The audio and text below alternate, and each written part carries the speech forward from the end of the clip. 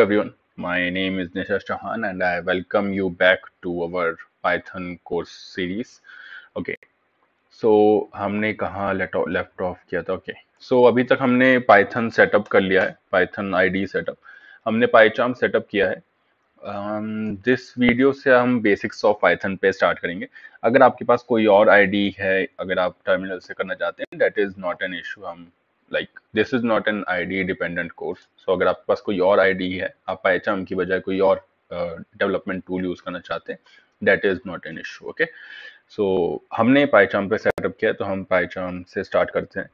सो आज काफ़ी बेसिक से स्टार्ट करेंगे, जिससे हमारा, अगर मैं मतलब इस स्ट्रक्चर के बारे में आपको बता दूं, तो एक ये मेन डॉट पी वाई करके आपके पास एक फाइल आ रही होगी। ये VENV जो फोल्डर आ रहा है, वर्चुअल इन्वायरमेंट फोल्डर, अगर आपके पास आ रहा है तो ठीक है, नहीं भी आ रहा है, you can ignore this for now. हम बाद में कवर करेंगे कि ये क्या होता है क्या नहीं होता है, वो मैं अलग से आपको बता दूंगा। Okay, so main dot P Y ये एक पाइथन की फाइल है।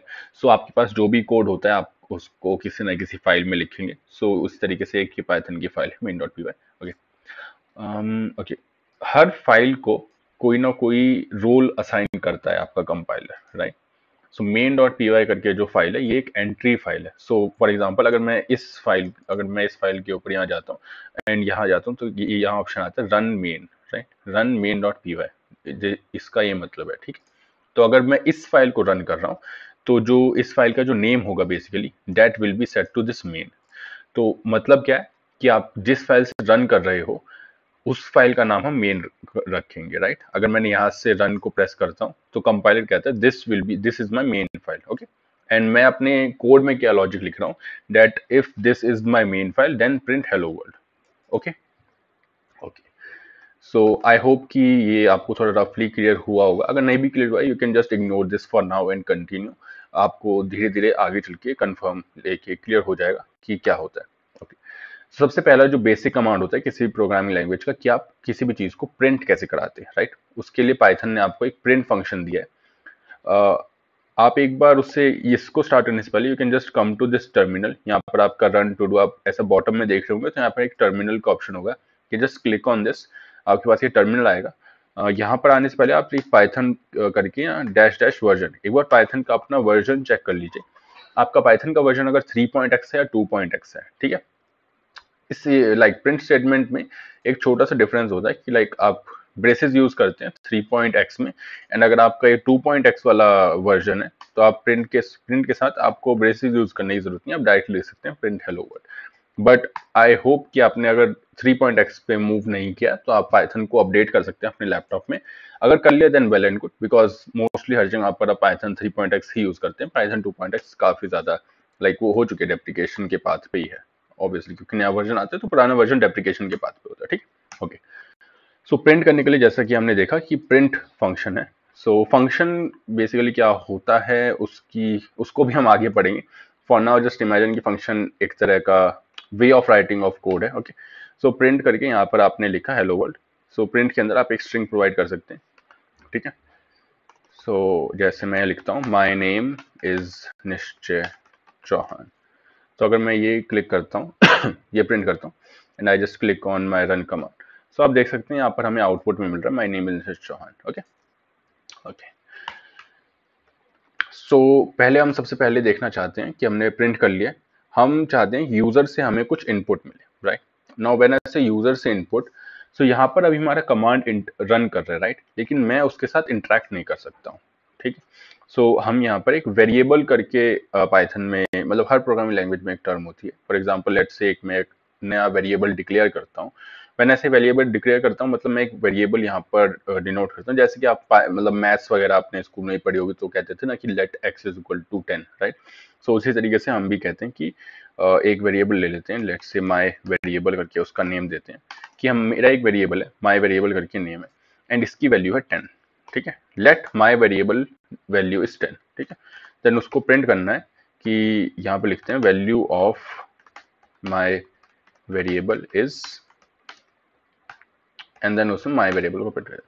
अभी ये एक बहुत इंट्यूटिव ही चीज होगी, आई डोंट थिंक कि इसमें आपको कोई कंफ्यूजन होगा यहाँ पर, कि आपने एक वेरिएबल लिया है, वेरिएबल जस्ट जैसे मैथ्स में हम डिफाइन करते थे माई वेरिएबल करके हमने, एंड उसको वैल्यू दे दी है 10, राइट। एंड अगर मैं यहाँ प्रिंट करता हूँ तो यहाँ पर हमारे पास आना चाहिए value of my variable is colon and then 10 आना चाहिए। सो यहाँ पर मैं एक रन क्लिक करता हूँ, आप शिफ्ट F10 भी दबा सकते हैं इसको रन करने के लिए। सो जैसा कि हमने देखा कि यहाँ पर आ रही है वैल्यू, राइट। अब हम चाहते हैं कि ये जो वेरिएबल है इसकी अभी हमने वैल्यू कर दी है फिक्स, राइट। हम चाहते हैं कि इसकी वैल्यू यूजर हमें इनपुट दे, ठीक है। तो उसके लिए हम पाइथन 3.x में क्या यूज करते हैं, इनपुट करके फंक्शन है। इनपुट में अभी या तो आप इनपुट के अंदर कुछ भी ना प्रोवाइड करो, ठीक है, ये एक तरीका है। Just a second, okay, without prompt, ठीक है।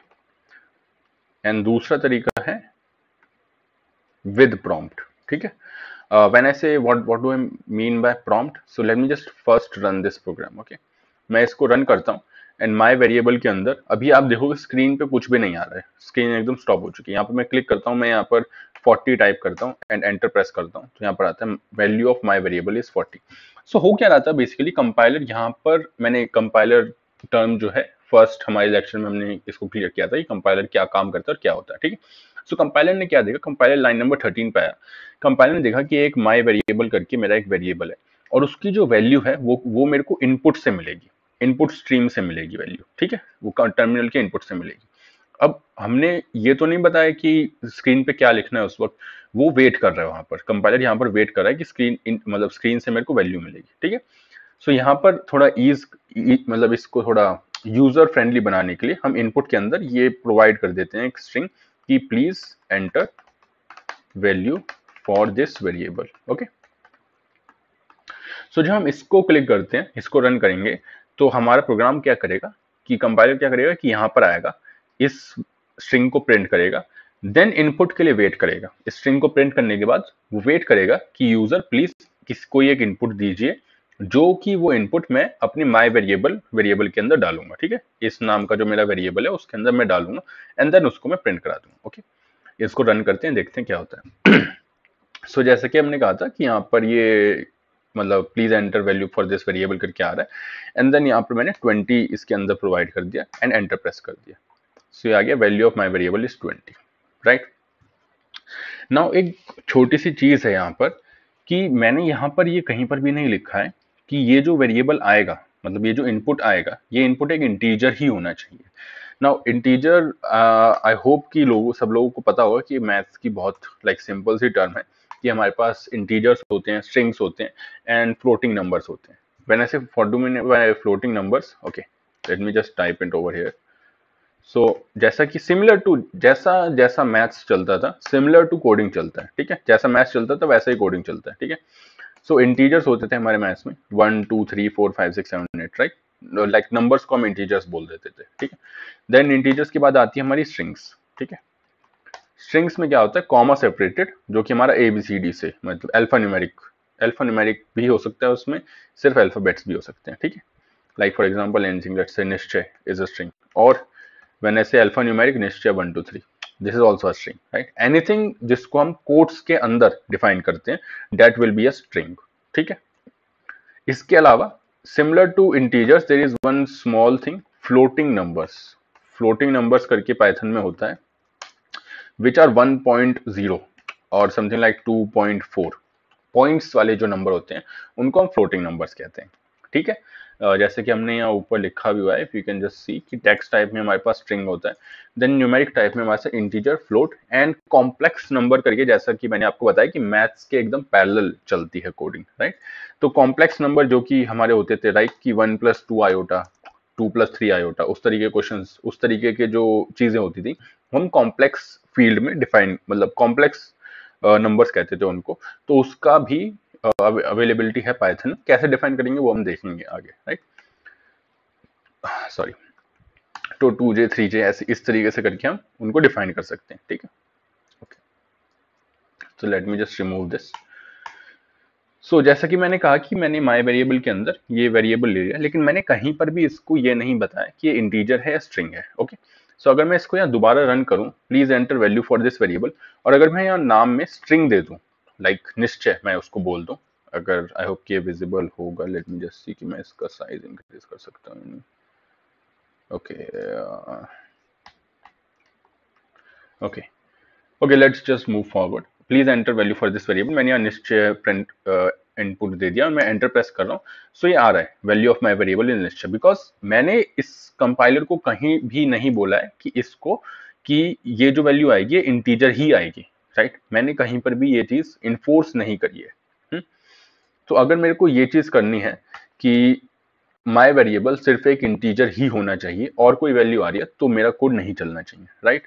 सो मैं क्या करता हूँ कि माई इंटीजर वेरिएबल करके एक नया वेरिएबल डिक्लेयर कर देता हूँ। ओके, नाउ व्हेन आई से माई इंटीजर वेरिएबल, तो मैं क्या करूंगा कि जो मेरा माई वेरिएबल था मैं उसको इंटीजर में कन्वर्ट कर दूंगा, ठीक है? सो इस कन्वर्जन के लिए पाइथन एक ये जो इंट कीवर्ड होता है इसको यूज करने के लिए कहता है कि इंटीजर कर दो और भाई जो पिछली वैल्यू है उसको पैरेंथेसिस के अंदर मेरे को प्रोवाइड कर देना, कि इंटीजर लिखने का अपने को एंड देन उसके अंदर माई वेरिएबल को प्रोवाइड कर देने का, ठीक है? एंड देन इतना काम करके let's just print my integer variable, ठीक है? देखते हैं क्या आउटपुट आता है। सो हैप्पी केस, सबसे पहले मैं 20 यहाँ पर इनपुट कर देता हूँ, देन ये कन्वर्ट हुआ एंड देन ये सक्सेसफुली चल गया। परफेक्ट। मैं इसको एक बार रीरन करता हूँ और मैं यहाँ इस बार टाइप करता हूँ निश्चय। ना होना क्या चाहिए कि निश्चय जैसे यहाँ पर आता है तो ये इंटीजर के अंदर जैसे ही आएगा वो ट्राई करेगा इस जो ये स्ट्रिंग है इसको इंटीजर में कन्वर्ट करने का, ठीक है? और वो नहीं हो पाएगा। एंड जैसा कि मैंने कहा था कि निश्चय को उसने ट्राई किया इंटीजरों को कन्वर्ट करने का और वो कह रहा है इनवैलिड लिटरल, राइट? कि उसने कोई ऐसी वैल्यू आप उसके प्रोवाइड कर रहे हो इस फंक्शन के अंदर, इंटीजर नाम का जो ये फंक्शन था ये एक वैल्यू एक्सपेक्ट कर रहा था जो कि इंटीजर में कन्वर्ट हो सकती थी, राइट? हुई नहीं हुई that is a different thing. वो एक्सपेक्ट करता था ऐसी वैल्यू जो कि कन्वर्ट हो सकती थी, आपने उसको भेजा है एंड वो ऐसी वैल्यू जो कि कन्वर्ट नहीं हो सकती, तो इसलिए उसने आपको एक वैल्यू एरर प्रोवाइड किया है, राइट? हमें कोड करने के साथ साथ कोड का जो एरर है उसको समझने की कैपेबिलिटी भी हमारे पास होनी चाहिए, क्योंकि यार कंपनी में ना सिर्फ मतलब हमेशा आप ऐसा कोड नहीं लिखते हो जो कि पहली बारी में चल जाता है। मैं भी जब मतलब अपनी जॉब में जब कोड लिखता हूँ तो बहुत बार ऐसा कोड लिखा जाता है जो कि कहीं से कहीं ना कुछ फट रहा होता है, राइट? तो आके डीबग करना भी आना चाहिए। तो इस कोड को समझना बहुत जरूरी है कि ट्रेस बैक हुआ है, इस लाइन पर कोड फटा है, क्यों फटा है? क्योंकि एक वैल्यू एरर आया है। क्यों वैल्यू एरर आया है? इनवैलिड लिटरल की वजह से, जो कि इंटीजर फंक्शन में था, बेस 10 में एक्सपेक्ट कर रहा था। अगर आपने मैथ्स में पढ़ा होगा तो आपको याद होगा कि जो नंबर्स होते हैं हमारे वो बेस 10 में लिखे जाते हैं, राइट? मतलब ये 1 2 3 4 जो डेसिमल काउंटिंग जो होती है वो बेस 10 में होती है, राइट? तो बेस 10 में एक्सपेक्ट करता था, लेकिन आपने प्रोवाइड क्या किया है? ये निश्चय नाम की स्ट्रिंग प्रोवाइड करी है, ठीक बात? सो आई होप कि ये चीज आपको क्लियर हुई होगी। नाउ सिमिलर टू इंटीजर आप एक फ्लोटिंग नंबर भी यहाँ दे सकते हो, लाइक जैसा कि मैंने इंटीजर के लिए बताया सिमिलर टू फ्लोट भी कर सकते हो। तो ये आप प्ले अराउंड कर सकते हो इसको लेकर, ठीक है? ओके, सो इस वीडियो का ऑब्जेक्टिव तो यही था। Let me just check once. Okay, so before we wrap this up, एक छोटी सी चीज मैं आपको बता दूं, जस्ट इन केस की कोई स्टिल पाइथन 3.x पे नहीं है, पाइथन 2.x यूज कर रहा है, जो कि not a very big deal, आप प्रैक्टिस के लिए पाइथन 2.x यूज कर सकते हो। उसमें एक छोटी चीज है कि इनपुट फंक्शन नहीं होता है। जो आपका पाइथन 3 है उसमें हमारा इनपुट फंक्शन है, लेकिन जो पाइथन 2 है 2.x है वहां पर हमारा रॉ इनपुट करके एक फंक्शन है, वो यूज होता है। सिमिलर है, कोई डिफरेंस नहीं है, इट्स जस्ट डेट की पाइथन वर्जनिंग का फर्क है, तो कुछ फंक्शंस अपग्रेड हो जाते हैं, कुछ फंक्शन डेप्रिकेट हो जाते हैं, राइट? तो बस इतना फर्क है। ओके, सो इस वीडियो में आई होप कि आपको अब इनपुट आउटपुट लेना समझ आ गया होगा। ये वाली चीज जो कि इफ वाली जो कंडीशन है यहाँ पर आ रखी है, आई होप कि ये काफी ज्यादा इंट्यूटिव होगी। आई डोंट थिंक कि इसमें इतना इशू आना चाहिए, बट अगर स्टिल आ रहा है then like not an issue. हमारा जो कंडीशंस वाली वीडियो है वो आएगी इसके बाद, सो आप तब उसको समझ सकते हैं, हम तब उसमें आराम से देखेंगे उसको कैसे क्या हैंडल करना है उसको। ओके, सो इस वीडियो में आई होप कि आपको इनपुट लेना आउटपुट लेना, किसी यूजर से का इनपुट लेकर उसको वापस आउटपुट देना, किसी फॉर्मेट में आउटपुट देना, वो आपको समझ आ गया होगा। प्लीज जाके इसकी प्रैक्टिस कीजिए, क्योंकि अगर आप प्रैक्टिस नहीं करोगे कोडिंग नहीं समझ में आएगी। लोग बहुत कुछ कह देते हैं कि सिर्फ वीडियोस देख लो उससे कोडिंग समझ आ जाएगी। वीडियोस देखने से कोडिंग समझ नहीं आती, कोडिंग समझ आती है प्रैक्टिस करने से, राइट? प्लीज जाके इसकी प्रैक्टिस करो। इनपुट आउटपुट लाइक लेना कोडिंग क्वेश्चन सॉल्व करने के लिए काफी ज्यादा इंपॉर्टेंट है, क्योंकि लाइक ये आप बहुत ज़्यादा फ्रीक्वेंटली कर रहे होंगे डिबगिंग के लिए भी एंड टेस्टिंग वगैरह के लिए भी। सो या that's pretty much it. Next video में हम कंडीशंस के ऊपर, उससे पहले थोड़ा सा हम दो तीन चीज़ों पे और बात करेंगे, देन हम आगे मूव करेंगे। Thank you everyone.